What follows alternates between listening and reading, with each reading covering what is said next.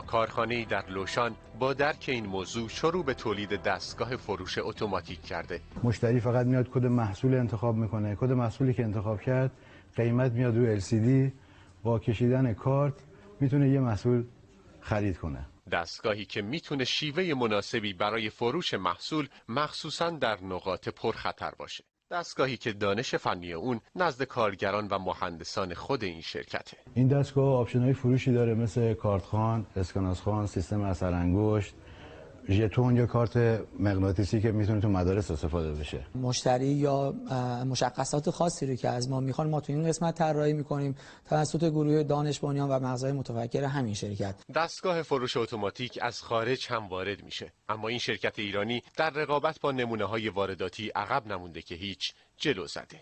با اتمام محصول این به صورت خیلی مکانیزه SMS میره برای اپراتور که مثلا فنر شماره 33 محصولش تموم شده.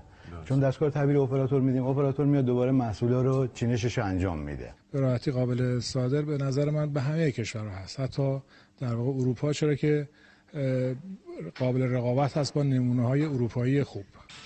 این مجموعه ظرفیت اشتغال برای 1000 نفر رو داره. ما تو این مجموعه 0 تا 100 کار خودمون انجام میدیم. قیمت دستگاه 1/3 نمونه خارجیشه. با توجه به قیمت پایین و کیفیت بالای این محصولات نسبت به نمونه‌های خارجی، این شرکت فرصت عرضه محصولات خودش در بازارهای بین المللی رو داره. مجتبی نریمانی، خبرگزاری صدا و سیما، شهرک صنعتی لوشان. با توجه به قیمت پایین و کیفیت بالای این محصولات نسبت به نمونه‌های خارجی، این شرکت فرصت عرضه محصولات خودش در بازارهای بین المللی رو داره.